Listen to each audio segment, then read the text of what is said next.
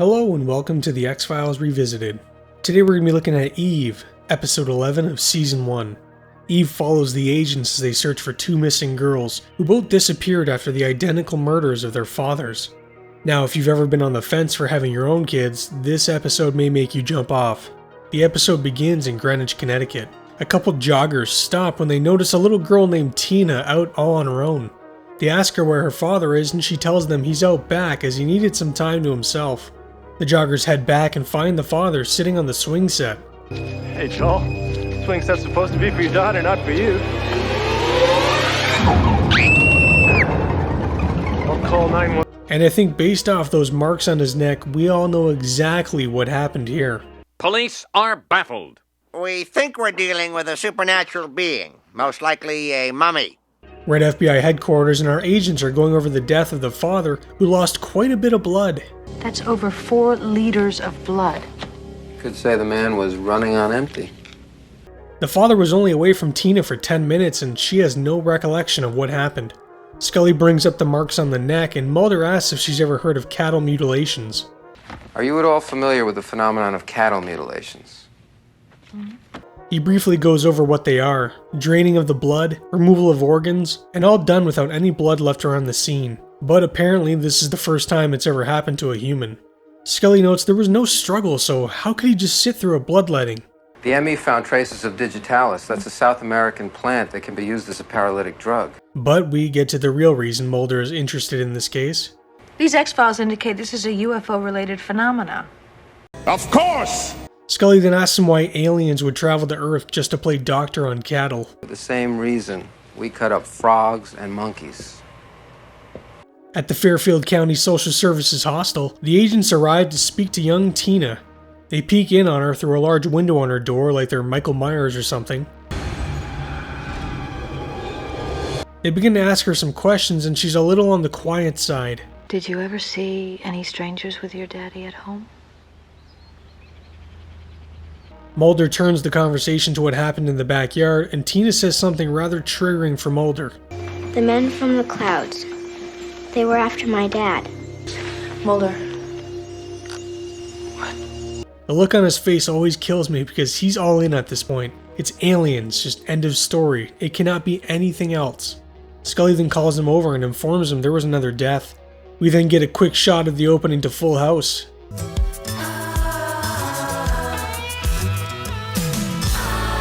The agents arrive at the crime scene in Marin County, California. Apparently not only did the man die the same way, they also found more traces of the digitalis plant that was used to paralyze him. It's pure coincidence. Even more of a coincidence, however, is the two men died at the exact same time, regardless of the time zones. Scully thinks it's a couple serial killers, but Mulder shoots that down. No, serial killers rarely work in pairs.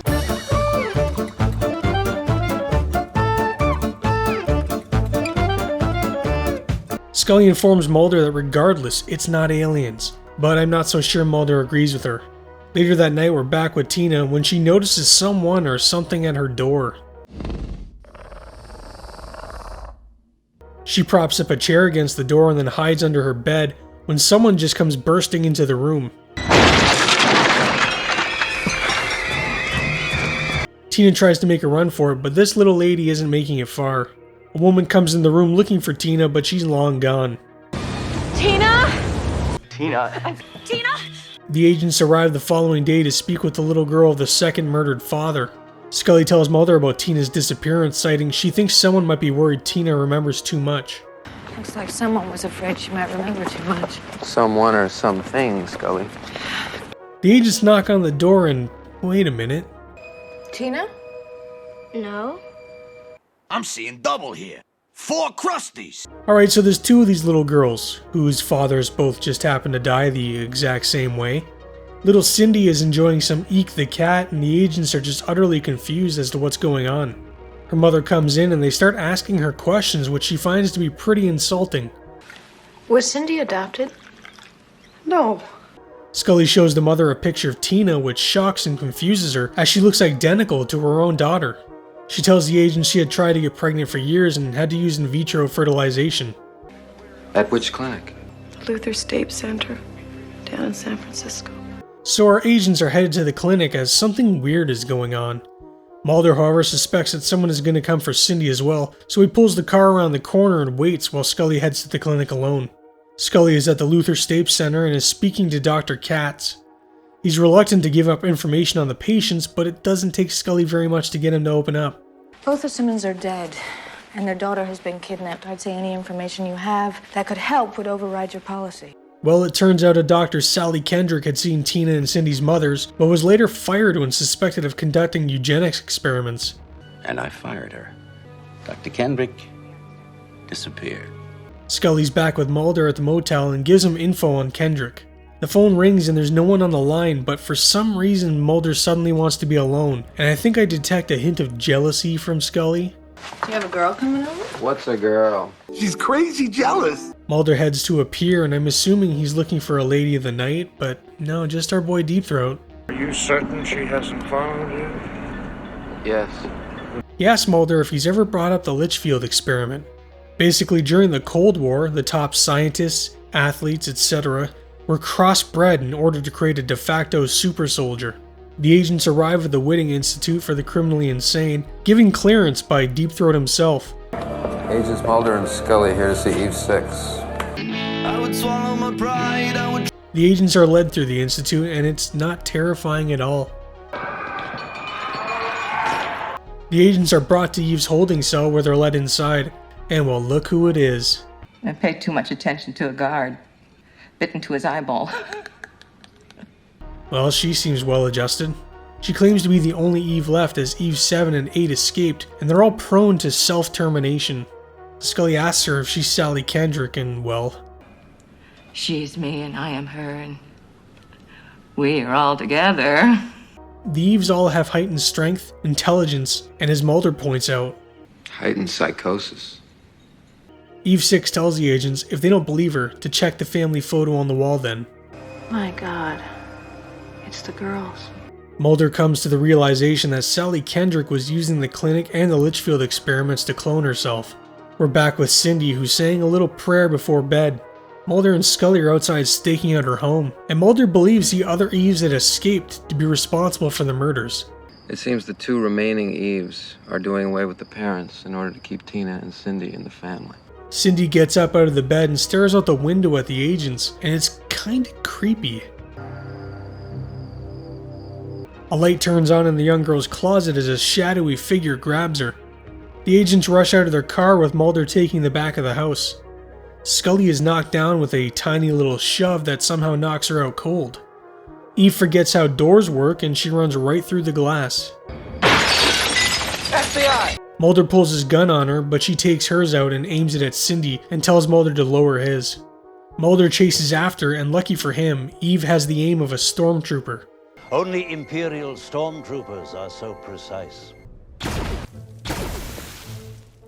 Cindy's mother is obviously worried about her daughter, but Mulder assures her that Eve wants her alive. Eve arrives at a motel, but hold up, is that a Canadian flag I see in what is supposed to be San Francisco? She takes Cindy into one of the rooms. There she introduces Cindy and Tina to one another, and I don't know about you, but I do not trust their smiles. Back with the agents, and Mulder gets a call from the motel manager telling him he has a guest matching Eve's description, so our agents are headed there. Eve is with Cindy and Tina explaining how she had been keeping a close eye on them while searching for the remaining Eves. However, their homicidal behavior cut that short. Eve asked the girls how they knew one another. How did you learn of each other's existence? We just knew. These soulless monsters seem to just know what the other is going to do, and both took it upon themselves to kill their fathers as they both claim to have no real parents. Eve starts shaking and these little creeps poisoned her just like they did their own fathers. Eve then grabs a knife as she's going to correct her mistake. The agents and police arrive in the motel when they hear some glass break. Mulder goes inside where they find Eve dead on the ground and a window at the back broken. Scully turns to find the two girls scared and huddled together, claiming Eve was trying to poison them. They tried to poison us. That is not true, Tina. They claim there was another Eve as well that had escaped, and Scully comforts them not knowing these little monsters are just faking it. We'll take care of you. You're safe with us. Fake, fake, fake, fake. An officer comes up to the agents, telling them they'll have the girls taken away with another officer, but Mulder stops him saying they will, and the guy could not care less. Okay, whatever. "Oh yeah, sure, whatever, I don't cares about no brats." The two girls are placed in the agent's car and just look at them. They're scheming something. That night they're driving and the two girls claim they need to use the bathroom. Can you hold it? I really need to go. So they go to a nearby truck stop. They get a key for the bathroom and order a few sodas. Mulder and Scully get diet as they appear to be watching their figures. Scully takes the girls to the bathroom, and why exactly did they need the key when there's no lock on the door? However, one of the brats leaves while Scully is occupied with the other one. She grabs the drinks and the waitress thinks she's about to dine and dash. Just a minute. It's okay. My dad will pay for him when he gets out of the bathroom. The little girl brings the drinks over to the table where she poisons them with her concoction. How much of this poison does she have, by the way? It seems like it's a never-ending supply. Mulder comes out of the bathroom and asks if those are the diet drinks, to which she says yes. Are you sure? It's really sweet. Try it. I know it's diet. I saw her pour it. They head outside where Scully notices there's something off with the drinks too. Tastes syrupy. Mulder, the airhead, forgets his keys, so he has to go back inside to grab them. He finds his keys on the table along with some of the poison.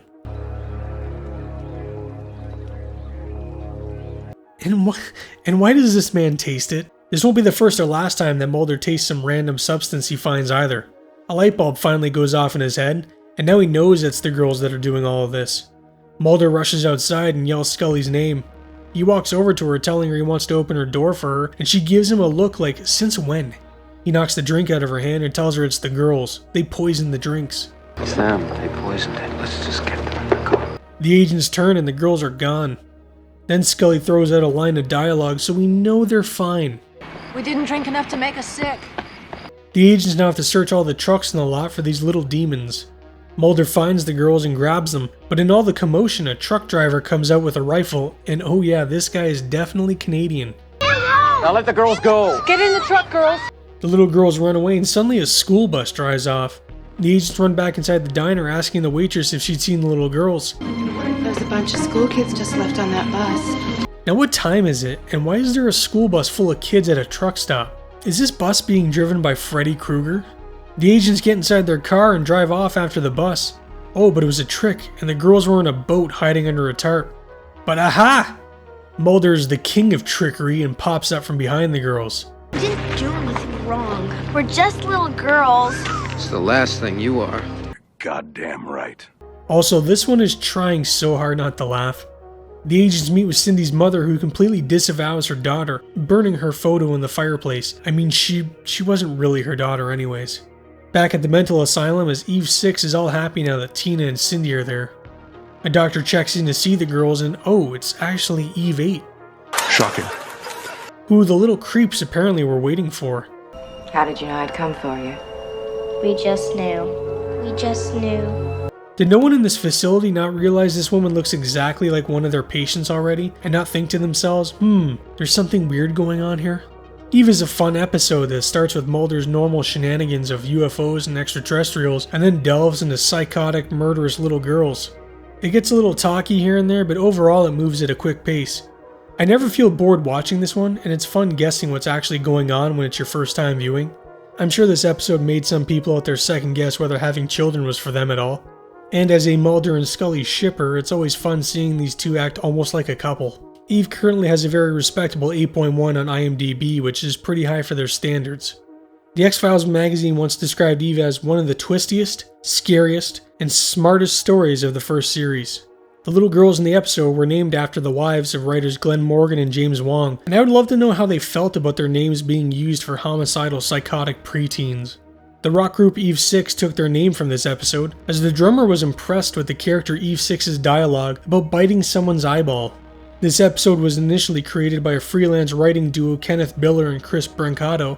The general idea of their story was about a genetic experiment involving identical sets of twins. It was originally called The Girls from Greenwich, titled similarly to the film The Boys from Brazil, which the X-Files magazine Yearbook 2002 claims to have inspired the episode. Cindy and Tina were played by Sabrina and Erica Crevens, who outside of this episode haven't really done anything else.